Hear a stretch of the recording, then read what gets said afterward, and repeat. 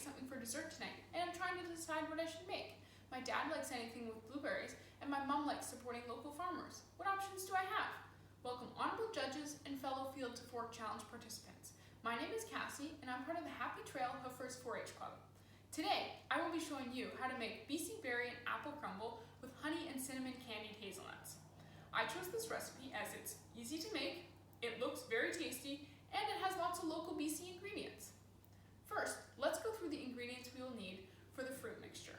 To start, we will need 3 cups of frozen BC blueberries, 3 medium BC apples, 2 teaspoons arrowroot powder, 3/4 cup BC pear juice, 1/4 cup BC honey.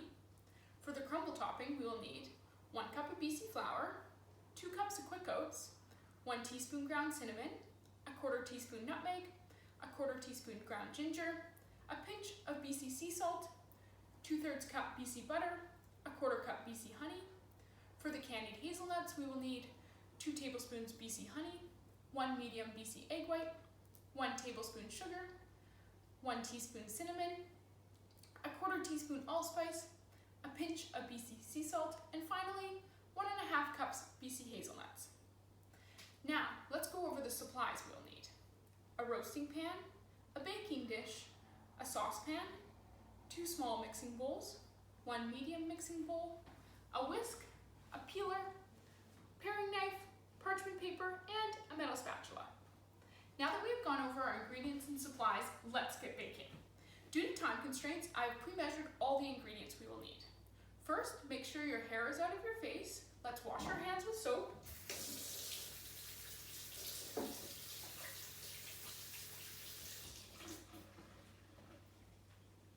And preheat the oven to 350 degrees Fahrenheit. In a medium mixing bowl, whisk together your arrowroot powder, pear juice, and honey. The honey I'm using today is from BC Buzz Honey, located just 15 minutes away from where I live in Langley. When it comes to honey, the flavor, color, and texture of the honey is dependent upon the plants from which the nectar was collected from. Today, I'm using wildflower honey. Set your juice mixture aside, and we will now peel and core our apples, then cut them into 1/2-inch thick slices.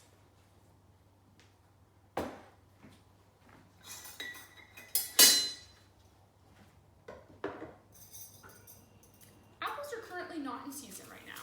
However, at my local grocery store, I was able to find BC apples that have been in cold storage from last season. 98% of BC apples are produced in the Okanagan-Similkameen valleys. Once you are ready and you have peeled all your apples and are ready to start cutting them, ensure that you use the claw technique to protect your fingers from the blade. In North America, there are over 100 varieties of apples, and in Canada, the most popular variety is Macintosh. Place all your sliced apples into the juice mixture.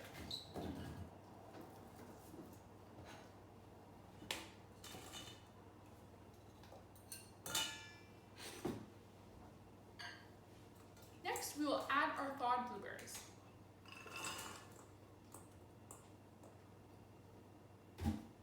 The blueberries I'm using today, I picked with my family last summer at Crowsferry Farms. In BC, there are over 600 plus blueberry growers that produce an average of 150 million pounds of blueberries every year. Now that's a lot of blueberries. Once the juice mixture has evenly coated all your fruit, place it into the baking dish.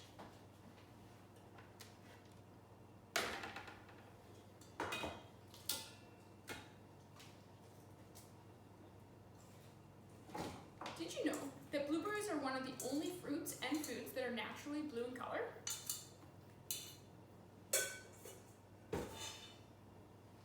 Next, place your baking dish into the preheated oven for 20 minutes.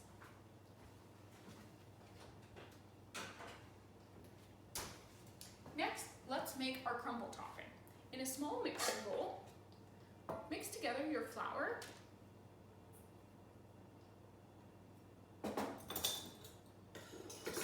quick oats,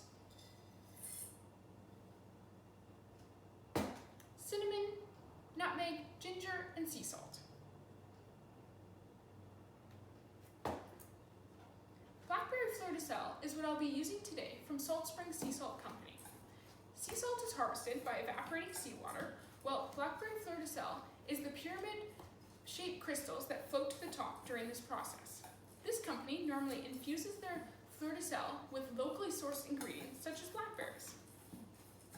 Set your dry mixture aside, and we will now melt our butter and honey together in a saucepan over low heat.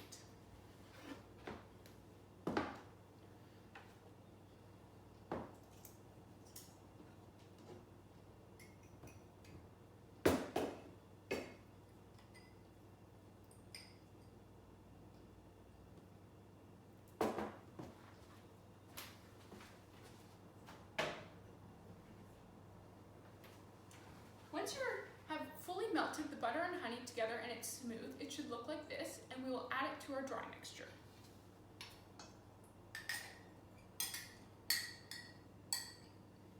Today I'm using Anita's flour, which is milled in Chilliwack, BC, using a traditional technique that is slow and with low temperatures to keep the whole grain intact.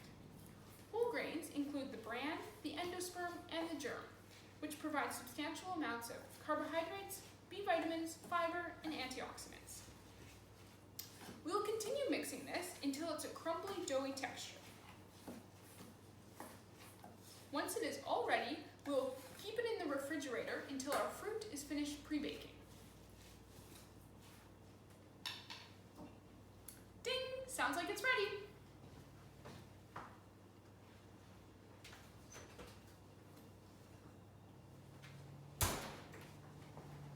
Evenly spread your crumble mixture on top of our pre-baked fruit.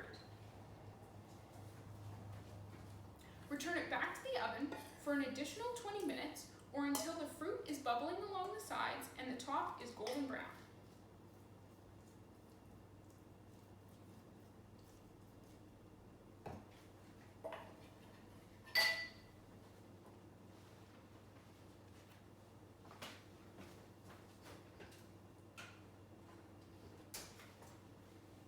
Now that we have prepared both our fruit mixture and our crumble, let's make our candied hazelnuts.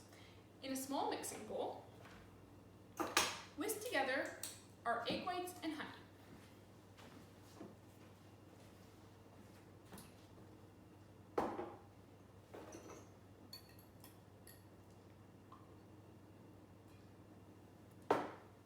The egg I'm using today is from my own chickens that my family raises.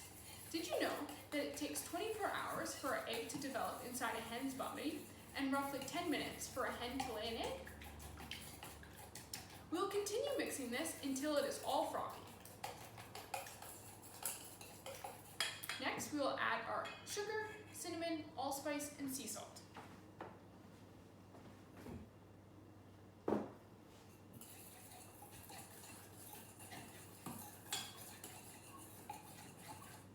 Pour in our hazelnuts and toss until evenly coated.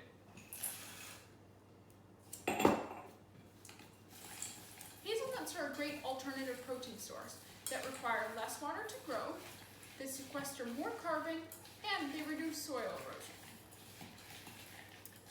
Place your hazelnuts onto a parchment-lined roasting pan. I have already pre-lined my roasting pan with parchment paper.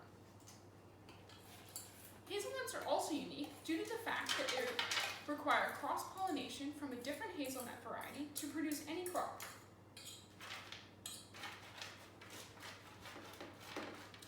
Spread your hazelnuts all across the pan.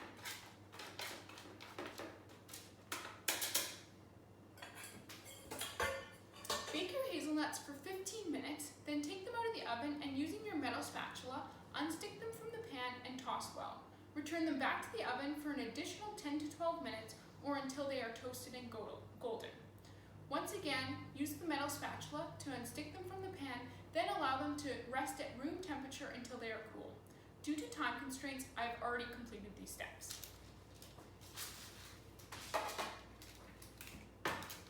Ding! Sounds like our berry crumble's ready.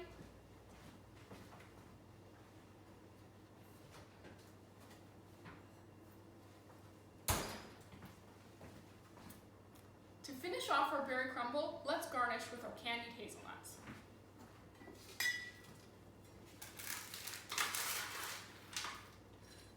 serving your crumble with a dollop of BC yogurt or ice cream.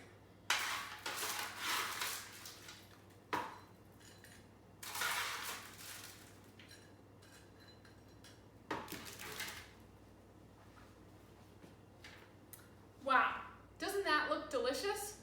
Let me summarize the steps before I forget. First, I gathered all the ingredients and supplies. Then I made the fruit mixture and baked it in the preheated oven at 350 degrees for 20 minutes.